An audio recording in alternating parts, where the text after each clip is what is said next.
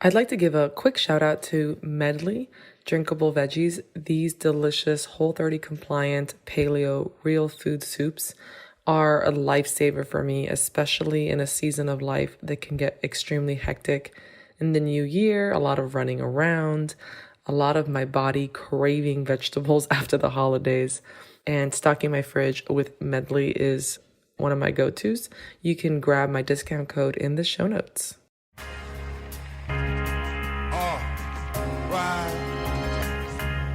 This is the Body Wise Podcast.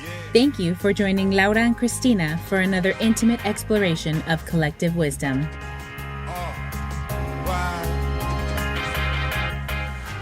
Hello, I'm very excited about our topic today.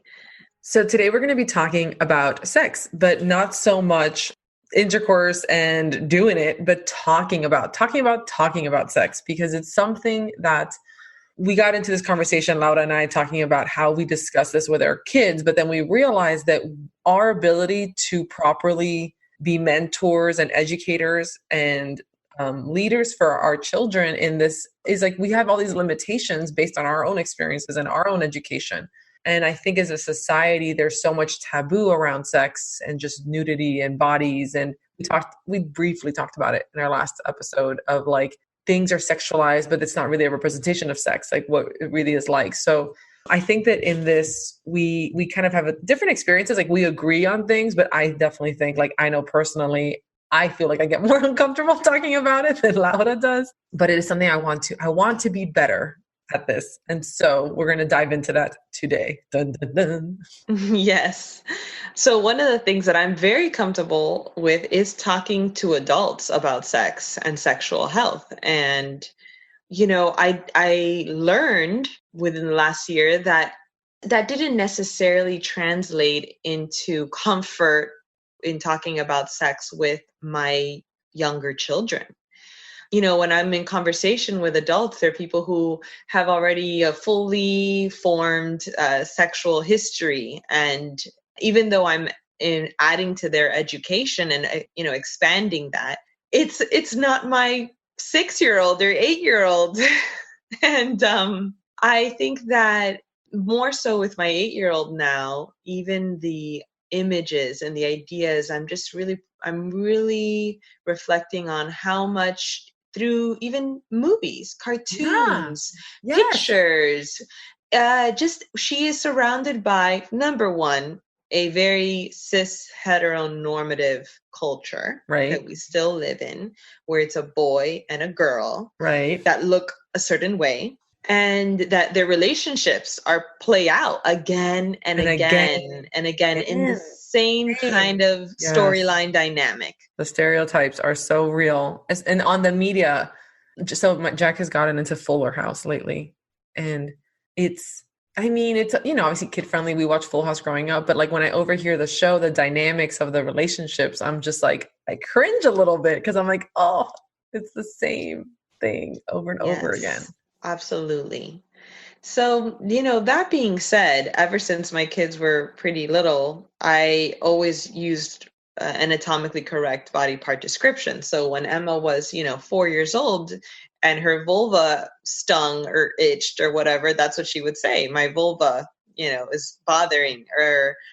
And I always felt like that was just really important. And it came natural to me because I find that to be the best way to describe your body part, just like you would call an elbow, or a thumb, or nose, a nose. You don't really give nicknames to your other body parts. So that has definitely been supported more recently in just like safe and sexual health and abuse prevention studies, that it's really important for children to be able to name their body parts efficiently and correctly. Right, because so it's less likely for someone to like make a game of it or give it a nickname, and because they understand that it's their body part. And something that Laura and I both practiced, which was kind of unheard of growing up, was we respect our kids. Like my son at a very young age would say, it's my body. Like, I don't want to be tickled anymore, or I don't want to like hug a person, a relative, or, and we respect that. And even now, as he's getting older and kind of putting more boundaries with us, like he's getting to that age where he doesn't want to kiss me on the lips anymore. And it breaks my heart, but I don't force it. And when he's like, no, mommy, only on the cheek. And I'm like, oh, I respect that, And then he kind of tries to make a game of it, like where he covers his mouth. He's like, you can try. And I tell him, I'm like, if you want me to, I will. But if you don't want me to, I won't. I'm not going to force it because it's your body and I respect your body. And same way where I expect him to respect my body, which, transitioning out of breastfeeding, there's kind of putting those boundaries with your children on. It's my body. I'm telling you to please not touch it right now. Is you have to have those conversations. Yeah, absolutely. That's so important for them to feel like, yes, they are in charge of their bodies. They have the right to choose, and also to just be aware of how they feel, just know that it's not based on the expectation that their parents or an adult has of them, but is this something that they want to engage in? Is this something that they want to do with their bodies? How does that feel for them? And that's so important. And especially when it comes to, I love the term sex positive families. And there's a wonderful website and a resource called sexpositivefamilies.com. And, we're very familiar with body positive movement. And, I think a lot of us have heard that, but sex positive is, I love that because, most of the talk I hear when it comes to children and sex education is like stranger danger, which is actually an outmoded term now. And I know it's used very playfully, but there's this like fear. There's a base of fear around sex education for children instead of pleasure, instead of positivity. And I think that's what we need to stop and do and reflect. That's the moment to say, wait, what am I feeling about sex as an adult? What was my education based on? And how do I feel about positive sex and pleasure? Does that go together or does it not for me? And what do you want for your children? Right. And I think the idea that, like, I know people don't want to think about it, but your kids are going to have sex. They're going to grow up and be teenagers. And as we know, there's staggering rates that teenagers are indeed sexually active, most of them, if not almost, by the time they're in their early 20s. And you get these young adults, and if they haven't had a true, I just remember thinking like about us and like our experience, and our mom tried, but it was something so hard to navigate, and it was something a little scary, and it felt a little wrong, and I think that it can be, I wish for my children, for all children, as they grow up and they go through puberty and they begin dating, that they are comfortable in their own skin and confident in their body and understand the parts and how they function and what is happening. Because having this empowerment around sex versus confusion and fear, which is, I think, what most people experience. Oh yeah, absolutely. And when you talk about an understanding of your body parts and their functions, like that's a wonderful place to start with the youngest children. It's never too early for a child to understand their anatomy and their function. It's really, I have two daughters, and even, they want to know all the different holes. And first of all, what are they for? If they've ever checked themselves out, or my daughters have, like, they know that I menstruate. They have seen me in the bathroom, like changing out my menstrual cup or my cloth pad. And, the questions just come naturally. So a lot of educators that, coach parents really recommend that first you just let your kid guide you. Kids are curious naturally. They're gonna ask questions. And you don't have to go into a huge speech and decide this is when we're going to have the talk right now. It's many little talks. It's micro lessons over time. It's not, instead of doing one talk at some point in their lives, which may or may not even be the appropriate time, it may be too soon, it may be too late. The idea of having casual and open, small conversations, little micro lessons, I love that term, that you take moments like opportunities. Oh, they ask a question. Oh, you opened a book that you purchased, to really discuss together. Or somebody in school said something and they tell you about it. And that's an opportunity for you to have already done the work of tapping into how you feel about this and what kind of a teacher you want to be to your child. And then And also educating yourself. Dude, there's a lot of us that don't know this information or didn't know this information. And, you got to do your homework because you want to have those answers. And if you don't have the answer, then go ahead and say, you know what? I don't know the answer to that. I'm going to look it up. Be honest.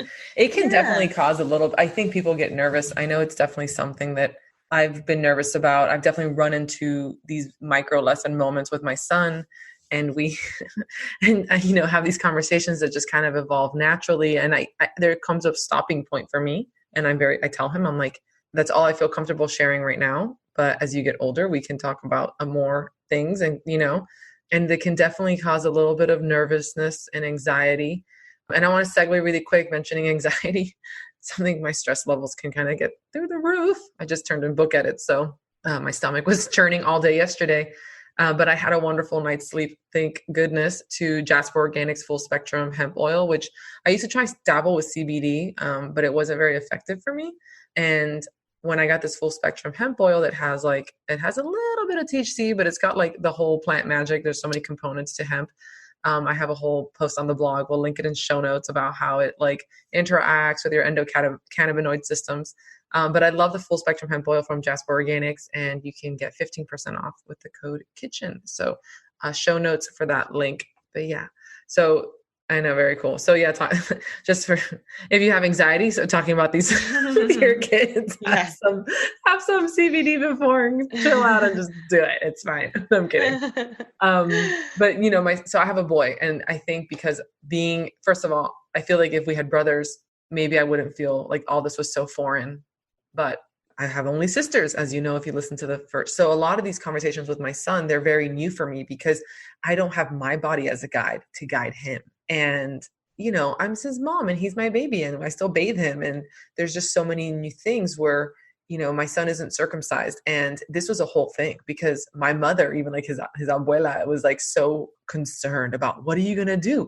When does the force contract? How do you handle? I'm like, we don't do anything. He does it himself. It's his body, like from all the literature. But he finally did. And it was like, okay, this is happening now. He's retracted his foreskin, having the conversation about hygiene. But that brings in a whole thing of like how much he touches his penis and how like it's just very entertaining for him right now. And there's a lot of sensations happening. So we've started having some conversations around that. And I definitely caught myself in my own discomfort. And I wanted to be confident for him. And I think I was able to, but to the point where I wasn't, but again, I stopped when I was like, I can't, like, I couldn't imagine like explaining. I forgot how it was the conversation went because he was asking why it felt good or why he would essentially, his penis would get hard. Like essentially, because little boys, they get erections too. And it just feels good. And so I was explaining to him that when he's older and when he goes through puberty and that he'll have something that comes out of his penis that's not pee, that's, and that's kind of the purpose of that. And then he asked, but why? And I was like, oh my God, what have I gotten myself into? I'm in the weeds here. Well, that's why some good research to prepare yourself. There's a book called What's Happening to My Body, book for boys. There's a book for girls version, and I'll put that also in the notes. It's by Linda Medeiros, and I love it, and it's great stuff. But first, when I think of pleasurable genital stimulation for any gender, there are nerve endings wrapped around that area, just like specifically around that area more than other parts of our body. And touching it and caressing it is going to feel particularly good. And, sometimes when something feels really nice, and what ends up happening is that our body focuses all of its blood to that area that you're paying attention to and that you're touching. And so his penis kind of swells because it gets full of blood. Right. Right. That's the erection. So you can even go science on it. You totally go science. I probably should have said that.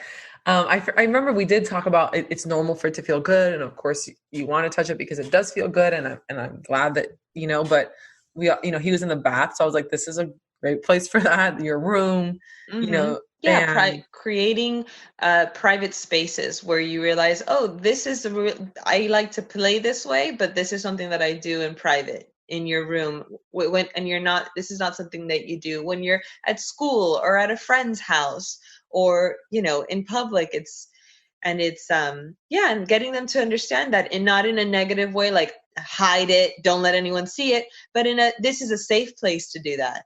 This is an appropriate place, just like manners at the dinner table, or whatever your house rules are. I'm kind of integrating it in that way, in a non-judgmental Right. way. There's no like, put it away. Like, it's just like, oh, this is something that it feels good. It's for you. It's something, private. And, there's a lot of questions, obviously. So like, sorry, Justin, TMI, but my husband is circumcised. And so there the difference of like, why does my penis look different than my dad's? And we actually explained what circumcision was to him. And he was very thankful we didn't do it. Yeah. He was like, thanks, Mom. I was Thank like, you. things are not good. And so it's been interesting. I mean, definitely having these conversations, and even in relationships, like this kind of veering away from kids, but in a marriage, when my husband and I first got together, and as we evolved in our relationship and matured in the different stages of our relationship, just the way we talk about sex is different. Because, when you're dating, and when Justin and I, if any people know our history, like we kind of both partied a lot. We met at a club. So sex happened when we were like drunk most of the time. I mean, not when we were actually, no, not the first time, but it was like when you're young and you're in love, and then you like finally have sex, and then you have sex all the time. And then a lot of it, yeah, in our marriage was late night after partying, coming home. And then I remember after having Jack, and even just now that life is just, it's busier. We have a young child in the house still. We have crazy schedules. Justin wakes up very early, like 4 a.m. often. So he goes to sleep at a different time than I do. We have to have conversations around it. It's not just organically happening all the time. We have to be like, and that can be awkward, even in adults, to be like, what do you say? Like, and, make love to me, or, hey, can you schedule it? Like it can feel weird sometimes. Like you want it to be sexy, but you just also want to be like, this is what I need. And I think that a lot of adults I feel like a lot of tension between couples arises from not being able to express their needs when it comes to sex, because we're not taught to actually talk about it. It's like, it's either a seduction scene, or like we're talking about like, conceiving babies. There's not actual, hey, like not negotiation, but like, what are your needs? What are my needs? How are we going to make them happen? Absolutely. And I think that also goes back to your history of your own education and the taboos or no taboos, or just judgments around sex that you inherit from your upbringing and your culture, and potentially your religion. And even though so many of us feel like, well, we're not our parents, we've evolved past that, educated and more worldly and more progressive, but it's such a primal, like, it's such a basic human physical experience, physical spiritual experience. But it's one of those things that, our culture, well, just like our bodies and menstruation and fluids, our culture like hides that under a really shiny surface. When we don't talk about, we see sex like it is in the movies, like you say, the seduction, and then the deflation of oh, okay, long-term partnerships, and the fact that doesn't always look that way.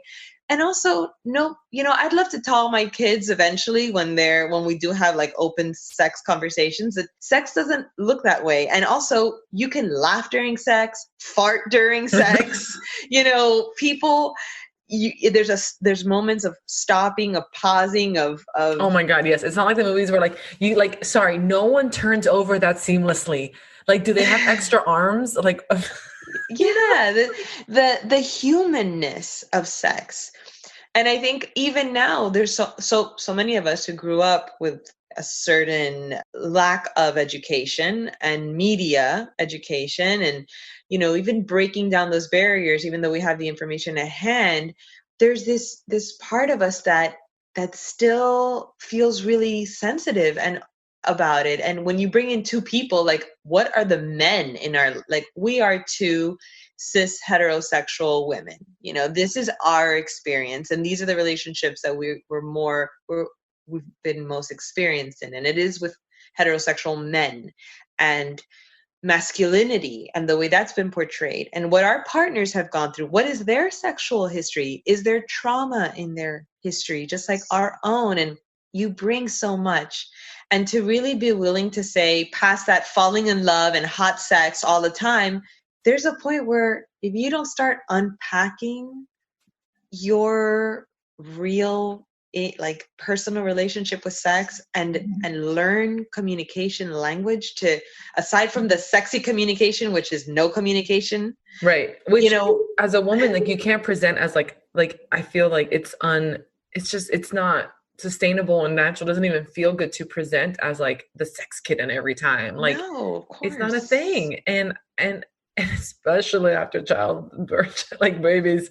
Yes. And the change in your bodies and breastfeeding and your cycles returning and what that looks like. And, you know, Justin and I were having a good conversation about hemorrhoids last night. Oh my God. I forgot how we got into it, but it was like, I remember just thinking like, I had never really had hemorrhoids until after I had my son. I birthed a 10.5-pound baby. Are you kidding me? And I don't know if women talk about this, but most of us get hemorrhoids, really bad ones, after we birth vaginally. And that totally changes the way like anything happens down there.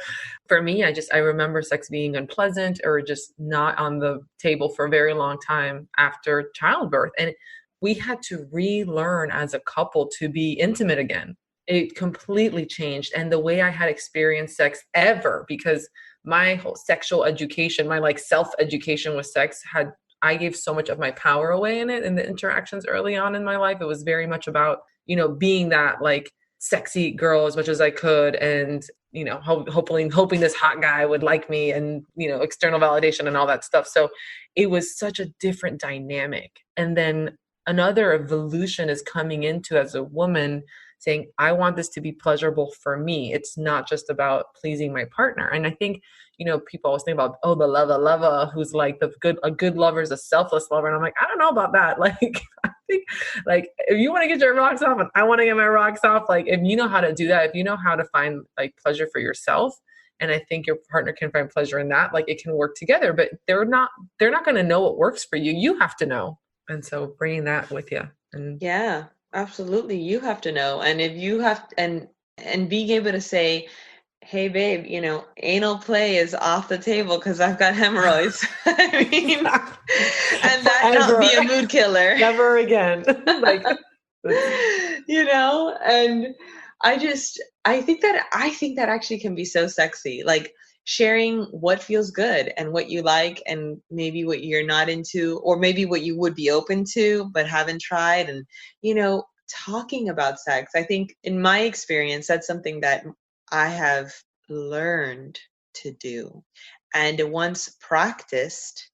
And I am not in a long-term relationship. I was married for 10 years. And so I am no longer partnered, but I have had some relationships since then. And it's been, number one, it has absolutely been centered around sexual enjoyment and compatibility and communication. And I have to say that as someone who has felt educated and empowered in her body now and able to practice expressing myself, because it's definitely a practice. I'm a very empathetic person, so I want my partner to also feel good and comfortable. And, you know, we're not used to, we were never told, tell the man that you're with what you want and how you like it, and when you don't, because you like that's not working. Exactly. There's that sensitive male ego that we were educated as like, oh, watch out for that. Make sure he doesn't feel bad. I've also learned that, like, interestingly enough, in my experience, men also, they need the emotional and intellectual foreplay as much as we do. Like, a lot of men can't jump to just being like, they want to, even Justin and I talk about this, like in my marriage, like when we get really busy, it's harder for us to be intimate because we haven't had time to sit together and laugh together and just be ourselves and tell jokes and do other activities together, like bowling, riding a bike. Like, what's so funny, and this might seem lame for some people, but for us, like when we put the Christmas lights up outside and like we completed these tasks and just went through the day, and more often than not lately, because of our schedules, we don't do those things together. We come together for dinner at the end of the day and that's it. But we don't spend all day doing actual things together. That's like the best thing for me. That's like for us, like hanging up, like we love hanging art together. Like that's like the best foreplay. Like let's do a task together. Let's I complete. love that. It is like we love, Absolutely. and for him, like that, how important it is for my partner to Hmm. feel that connection on other levels before we're physically intimate. Um, Of course. you For know, and both of for you. both of us, right? But there's that stereotype of like Hmm. in the movies, like the guys are always ready to go. And I'm like, I don't think so. I don't think a lot of them are. Maybe frat boys, but and even then, many of them are probably just like front and, it's not even authentic. Yeah. And we're also no longer talking about guys in their 20s. True that. We are Testosterone. talking about men in a different stage of their life, Right. and who they are also parents. And, their hormones also change and their brains are affected by becoming a father and going through that process. Isn't it something like there's like men's hormones peak in their 20s, but women's in their 30s or something? Like, so there's this Yes. disparity, But I think it really boils down to being able to understand each other and wanting to understand each other and being open that, getting to know your partner's body and feelings and what turns them on or stimulates them and where you meet each other, because damn, it's so nice when it's the same thing for both of you. And then you can also decide, if it's not the same thing, well, is that something that feels good for me to do for you, or vice versa? And having honest conversations about what it's going to take for you both to have a pleasurable experience. And sometimes this is another thing, and I know you feel strongly about this subject, that sex isn't always penis and vagina. Like for some people that doesn't always work. And so there are couples that, it takes oral sex, it takes, toys, it takes many other things, just heavy petting. Like a lot of factors come to play for different partners to orgasm, to climax, to walk away being like, and like there is the beauty magic of like hormone oxytocin release of orgasm, which has many health benefits, also very like oxidative stress and stress relief and all that goodness. But I think that we have to get the idea that it has to be like in the movies, they always climax together during intercourse. And it's like, oh yeah, of course. And I am a big fan of affectionate and intimate touching that has no goal attached to it, like non-goal oriented touching. And, sometimes just that affection that we need that doesn't necessarily always lead to sex can really bring in so much more touching in your life like and just affection make in your out. life. Like just make out. Yeah, just make out or rub each other's backs or, cuddle or to touch you. Yes, just that alone. And absolutely. I mean, the definition of what sex is does not require intercourse to be on that list. Okay, and there's definitely a huge misconception, I think, maybe in like American culture, that sex equals penis and vagina. No, it definitely, penis and vagina is sex, but there's this huge spectrum of sexual interaction that is not usually explored. And that being said, for me, one of the most enlightening education pieces was reading a book that I highly recommend. It's not for your children, it's for you. It's called Women's Anatomy of Arousal by Sherry Winston. And that's just a game changer. I mean, once you understand that we have just as much erectile tissue as someone with a penis, it just happens to be spread out differently throughout our organs. They have it all in one place. So when it gets full with blood and those capillaries close, you have an erect penis. We also get erections. Our vulvas swell, change color, get larger, puffy. That's a female erection. And why? That's because underneath the lips, the external lips on the vulva, there are like two sponges essentially, and it's created out of erectile tissue. Also, our perineum has erectile tissue. The internal clitoris is wrapped in erectile tissue. When you are fully aroused, you look different because your tissue is engorged. And now, because of that, everything's going to feel different. Totally. So, Sherry Winston, the author of this book, really states, and I do love this, that there should be no penetration until that vulva is fully aroused until you have an erection. Because once you're lubricated, whether naturally or you're using lube, but your body is prepared to really enjoy penetration at that point. I mean, if you choose to engage in penetration, like that is really the way the female body prepares. And like, I remember sharing that information with my mom. I mean, I was so riveted by all of this knowledge. I think at that point I was just like telling everybody about female erectile tissue. Everyone had to know. And I remember mom coming up to me in the kitchen, I think it was a few days later, and I remember she said, don't know how it started, but she said, I was thinking about all that information you were sharing. And I was thinking back to if I can remember having the experience where I was fully aroused before intercourse began. Right. And I don't remember ever feeling that, ever knowing and feeling that I was really fully ready to have those sensations you described. I wasn't.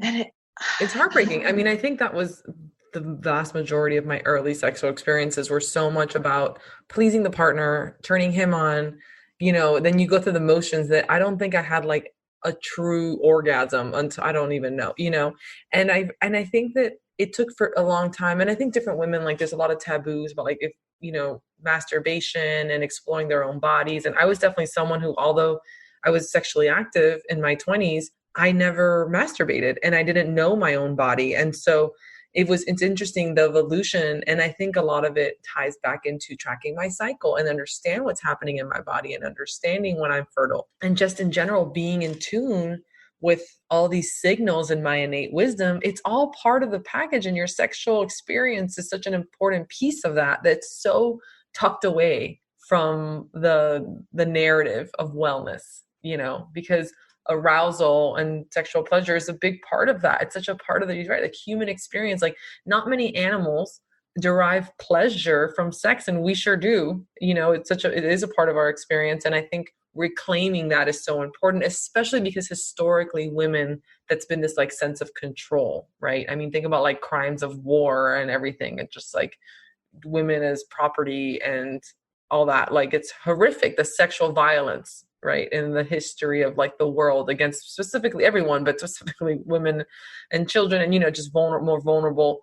And I think that it's now like we really should reclaim that pleasure, reclaim our bodies. And this is, I think, such a beautiful tool for that, and like such an important part of self-care. Oh yes, it is a very important part of self-care. And I am a big proponent of self-pleasure because it's like a maintenance. I mean, getting your uterus to bounce a little bit and have those contractions, and it gets your blood flowing in that area. I mean, talking about just like a therapeutic practice of self-pleasure and orgasm. I have a question. Sans partner. Yes. Is there a benefit to orgasm? I mean, and let's say, right, because let's say, I guess orgasm, whether with a partner or by yourself, like to just hormone health in general. Like, is there a correlation between, better sex or better, even with yourself or with a partner, and overall hormone health? Yes, I would say that from all the books and educators that have written about this, and the sex therapists and teachers, there's a fundamental relationship, which is sex with yourself, right? With your body. So not only does orgasm actually produce like feel good hormones in your body. Okay, so being able to access those and to get those hormones to just like fire and to function, it's like working a muscle. It is just like working out. Okay. I have another question. Yes. Go ahead. Are you done? What I was going to say is that the more you use it, the more it becomes fine-tuned, the stronger, more supple, more like, sensitive or responsive? Responsive, okay. I would say is a good word, because, and not just your actual organs and your body parts, but your chemical reactions in it, your brain, the way your brain processes pleasure and orgasms those feel good hormones that are going to help you sleep better and cycle better. I mean, absolutely, there are so many benefits to orgasm, whether you're alone or with a partner. Gotcha. And then, I mean, I know there's like this funny meme that came out when like 50 Shades of Grey came out that was like, women were too classy to watch porn, but we'll read the shit out of it. Which is funny because like we've always kind of like these like, we read books and they're sexy. But so I do feel like the porn industry plays a negative role in people's sex lives, and a lot of times even for women and what they think sex is like, right? Because it's so just, it's porn. It's like the hairless vaginas, and it's always so intense, and these dynamics. And I do feel like there's this whole movement of like it's the new drug and how much it's affecting young couples or the expectation of what sex is like. So like I know, like personally, if anyone cares, I don't use porn. I never have. It's never been of interest to me. So even if I am like, if I do masturbate, I don't use porn. I don't use that. I don't need it. But I feel like, where is there a balance? Like, what do you think about porn and like how it plays into the dynamic of like healthy sexual relationships and people's relationships themselves when it comes to sex? Yeah, no, that's a great question. And it's definitely a hot topic. And what I think of immediately is this concept of media literacy. Okay, nowadays, when you go online and you're bombarded by information and images that you no longer know for sure if it is correct or incorrect, accurate, fake. I mean, including in the wellness world, in the sex world, in the tips for this and tips for that, and here's the solution for all these remedies. And so media literacy is about actually learning how to go online and find good sources. Okay, so you don't just Google a question and assume that everything that pops up is going to be an accurate answer or a good, reliable source. You sort of have to sift through a lot of just garbage before you find, okay, wait, this is a good source. This is a good, reputable, organization. This is something that's going to work for me. Okay, that being said, when it comes to pornography, at this time, there is actually, what's the word? I had this written down before. There is, gosh, I can't remember the word right now, but there's porn being made where the sex workers are paid very well, where you have body representation of different colors, different bodies, and you're most likely going to pay for that porn. You're going to pay for that porn because it's quality. It's a quality, and it's going to be ethical porn. Okay, there is something now called ethical porn. Some of it is even created for women, for the way women interpret sex and pleasure. Now, understanding that exists can also give you a comparison to the fact that porn has, for the majority of its history, been created for and by men. Heterosexual men. Yes, in a very patriarchal male sense. And in many cases, free porn, cheap porn that you could just like Google and nowadays see anything, is going to be catering to that standard, that white, male, cis, heteronormative man. And it's not going to represent women in a realistic way, nor her pleasure. So it's almost like getting a really bad source of information. Okay, right. It's like when you're looking for information, you're going to get a version that it's almost like knowing that if you're going to read the National Enquirer, it's kind of it might be fun to look at. It's up to you. Like you might get pleasure out of reading gossip that isn't even true, but you're reading gossip that's not true. You just get a kick out of it. If you're going to watch porn that's cheap and male oriented, that represents women in a fantasy way, it would be safe for you to know that, okay, well, I'm watching this and this is nothing related to a real woman or real sex, but I'm kind of getting a kick out of this. And if I'm by myself and this is kind of getting me off, maybe that's okay for you. I think that making an investment in porn that's maybe more ethical would be the way I would want to educate my children. I've watched porn before out of curiosity. I mean, for sure. And all kinds of, mainly out of curiosity. And I've seen things that have totally turned me off and grossed me out. And I've seen things that have totally turned me on. I mean, I think that porn can be a good time. And I think demonizing porn is just like demonizing anything. Right. Isn't going to work. You can't do blanket statements. No. I think that if somebody has a healthy relationship to their sexuality and to their turn-ons and their arousal, and they're aware of what that looks like, and they are educated about the like sources of porn and just really aware of how it's affecting them. Like, I think there's also a body awareness. If you're somebody who has a partner, but you prefer to watch porn and not engage with your partner, and your partner is not okay with that, and she's voicing displeasure, okay, maybe, let's take a look at this. Is this something that is feeding your sexual relationship and healthy for your life and your partnership, and like a real sexy turn on thing that's like got your libido going? It doesn't sound like it. However, if you find porn to be a turn on, and you go out of your way to find porn that shows women in real bodies having more realistic like experiences that centers around their pleasure,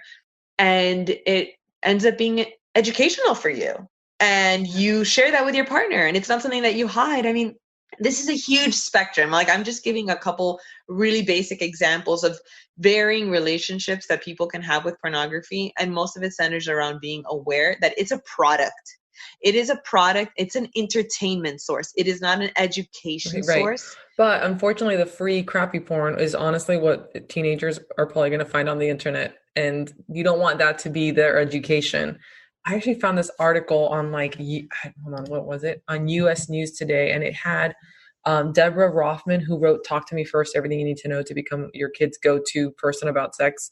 And she's kind of like a teen expert. And, she talks a lot about like talking to your kids as protective, it buffers them about like what's going around. So these conversations about like, you want to be your kid's source of education surrounding sex. So before you even think that they might even be close to becoming sexually active. And like, again, we talked about sex is not just intercourse. It could just be, other things. Start building a basis of conversations and like micro conversations. And I mean, I just want to circle back to this because we're kind of running out of time, but something that I think is important is, Laura and I both breastfed our children until they were 2, going on 3. And so it was interesting because that really changed the dynamic because like my son has like essentially memories of nursing.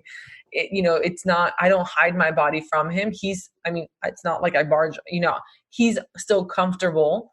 We're comfortable with nudity around the house, all 3 of us. And essentially when it becomes uncomfortable for him and he expresses that, obviously there's like privacy indoors, but right now he comes into my room or into the bathroom if I'm in there without knocking because he doesn't care what he's going to find on the other side. It doesn't faze him. It's like a non-issue. He doesn't even see that. And I think that for us, that's a basis of like nudity isn't a bad thing. Naked bodies aren't taboo. He totally knows where he came from. Like we've shared his birth story several times. He knows he came out of mommy's vagina. And he thinks it's hilarious because he was a big baby. And I think for us, at least, these are these kind of micro lessons and little conversations that we have that I think are building, and hopefully my education will continue so I can have more information and experience to guide him as he gets older. Because right now, as a 6-year-old, I think we've kind of covered our bases, but I understand that this is going to get just more complicated as he explores his body and starts seeing, his peers or friends as like, he still really hasn't had like crushes and stuff like that. But even there, I never ask him if he likes a girl. I ask him if he likes anybody at school, things like that. Just because I want to keep things open for him so he feels comfortable and he never feels wrong or not, meeting expectation, if that makes sense. I don't know. It's a hard way to put it. Like, I never want him to feel like he can't share something with me because I won't accept it. Of course. Yeah, absolutely. And that's so important that, they don't get shushed or shunned for bringing something up that suddenly made you feel a little bit uncomfortable, but recognizing, oh, this is my child. They don't see anything as erotic. They don't. Okay, children don't interpret Nudity, body, nudity, right? feelings, pleasure as erotic. Right. Him when he's in the bathtub and he's like messing with yanking on his foreskin. Yeah. It's not erotic for him. And I know that. Not. So me being like, oh, I don't want to see that would then make him feel uncomfortable and he wouldn't understand why because he's not uncomfortable. I'm uncomfortable. Yes. And I think it's being aware of like, am I superimposing my perception onto him? Do we want to do that? It's usually us, the adults, who make children feel that there's something wrong with nudity or something wrong with whatever that they're doing. We are superimposing this sexualization of them. Right. And at the same time, with the goal of trying to keep them innocent, which is the biggest contradiction. Keep them innocent by making them feel like they're sexualized. Sex is bad. Right. Yeah. I know. And I think that, again, like, I think you made a very good point. All of these conversations and to be leaders for our children, it has to start with us being aware of where do we stand with sex? What is our relationship with that? Dealing with, and, what our expectations are for, just our hopes for our children. And so kind of doing the work with yourself first before you try to engage your children in these conversations, and then doing your homework. We are linking, Laura, right? We have some really good resources. Everything will be linked in the show notes. But yeah, we'd love to hear your comments on this because I think this is a really hot topic. So you can comment on the blog or leave a review on iTunes or Stitcher and let us know what you thought about it. This is definitely one of the conversations. Like my face has been beet red this entire podcast. I'm like looking at myself in the video. I'm like, oh my God. Oh gosh. Well, this is my favorite topic, so we can do more on these. Yeah. Well, then we'll have some guests. I'll have to invite my friend Danielle, she's definitely very empowered on the, arousal, and I love her honest conversations of surrounding that. And I think that not a lot of people navigate sharing content on this subject in an empowering way because there's still this stigma of like when we share sex or sexuality or, is it too much? Or are you giving something away? Like, I think, and a lot of you mentioned this last episode, something about how people feel uncomfortable. Like when real sex, sexuality is presented in this raw, unfiltered, natural way where it's not the mainstream idea of what sex is, which isn't real, people feel uncomfortable surrounding it. So to any of our listeners who are a little bit cringing, maybe listening to this episode, thank you. And I hope that we can continue together because we are also working through our own education and narratives and unlearning things and trying to learn anew and evolve. Yes. Anything to add, Laura? No, you beautifully said, Christy. Thank you. Okay. Well, thank you everyone for joining us for episode 2 of Bodywise Podcast. We'll be back February 5th with our next episode. So stay tuned. Bye. Bye.